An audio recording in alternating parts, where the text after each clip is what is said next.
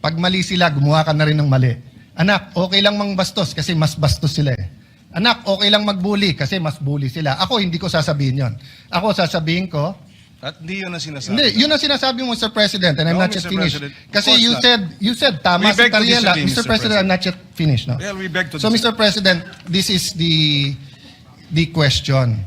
The resolution, Kung ikaw ay nagsasabi ng iyong talumpati at ikaw ay passionate, okay lang yun.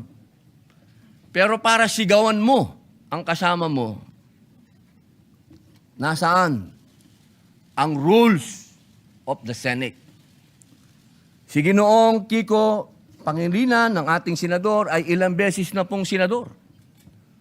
Ako po ay neophyte kung tawagin. Napakainam po sana kung pakitaan niya ako ng magandang asal at ipakita sa akin na ganito, iho, ang pagsasabi ng I'm not finished. Ang suggestion ko ay dahil napanood ko kagabi sa balita na nais pong magsampa ng ethics case laban sa atin na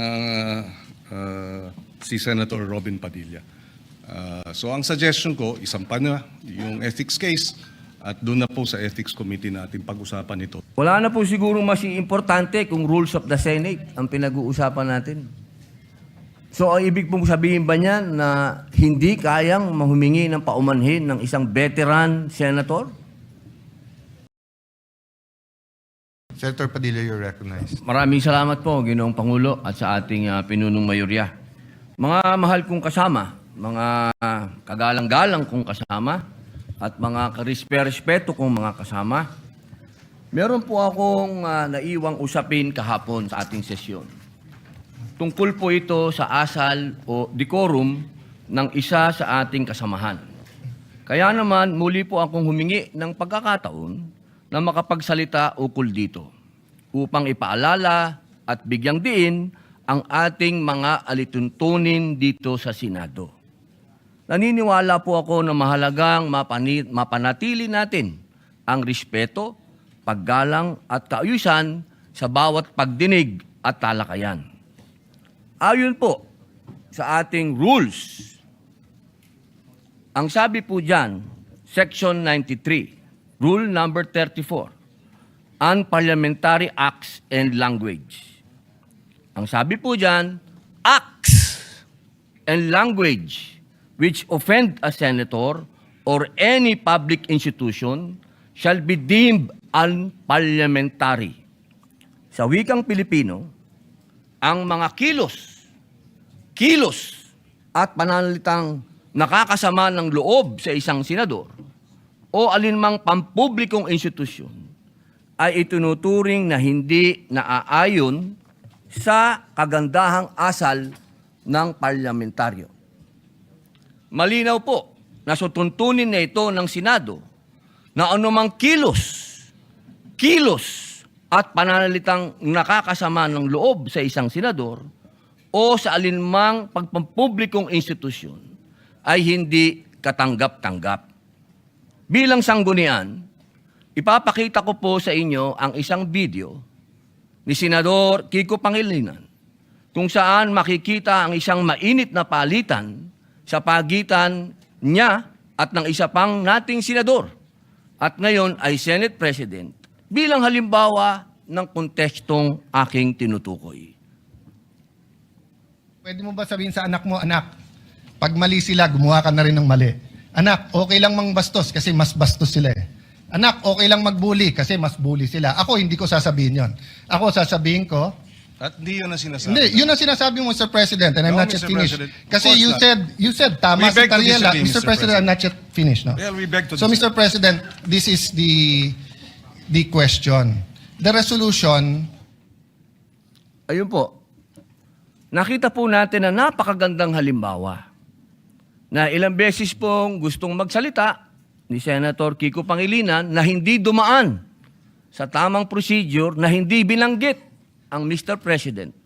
Pumapasok po siya sa usapan, ngunit naging magalang ang Senator Alan Peter Cayetano sa mabuting pananalita sinabi po niyang, I'm not finished. Kahapon po, nakita po natin ang pangbubulyaw ng ating kasama. Ang sabi po nila, tayo daw po ay balat sibuyas.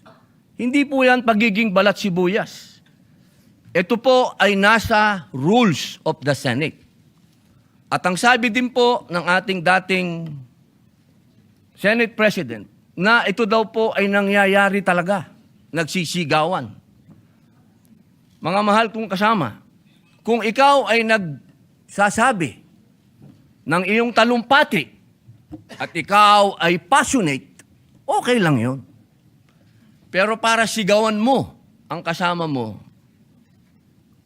nasaan ang rules of the Senate? Si Ginoong Kiko Pangilinan ng ating senador ay ilang beses na pong senador. Ako po ay neophyte kung tawagin. Napakainam po sana kung pakitaan niya ako ng magandang asal at ipakita sa akin na ganito, iho, ang pagsasabi ng I'm not finished.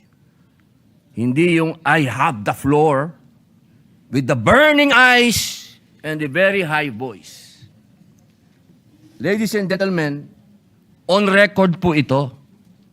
Nangyari po ito on record sa Senado. Humihingi po siya ng pag-abot ng kamay sa akin, hindi na on record. Paano ko po tatanggapin ng kamay niya? Ginawa niya yan on record. Kaya sana po, hinihingi po natin bilang pakikiisa sa aking dasal, na siya ay, kung siya talaga ay nais niyang mag-abot ng kamay, on record. Sabihin niya mismo sa plenaryo na siya ay nagkamali. Katulad po ng ginawa ni Senator Lacson na tumayo kanina at nagsabing siya ay nagkamali. Hindi po ito usapin ng lalabas tayo sa media at sasabihin mong balat sibuyas ako. Di tapon na natin itong rules of the Senate. Tapon na natin to. Di pa natin pala susundin eh. Mga mahal kong kasama, ang sinasabi ko dito, tanggalin natin yan sa record dahil ayokong mababasa yan ng aking mga anak at apo na ang isang Muslim senator ay sinisigaw-sigawan dito sa plenaryo. Yun lamang po. Maraming salamat po sa binigay niyong pagkakataon. Thank you very much, Senator Robin Padilla. We recognize once again Senator Kiko Pangilinan.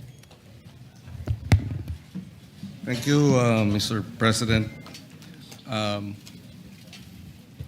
Mr. President, ang suggestion ko ay dahil napanood ko kagabi sa balita na nais pong magsampa ng ethics case laban sa atin na si Senator Robin Padilla. So ang suggestion ko, isampa na yung ethics case at doon na po sa ethics committee natin pag-usapan ito dahil marami pang ibang mga mas importanteng bagay sa aking paniwala ang dapat nating talakayin. Maraming salamat po. For the record, Mr. President.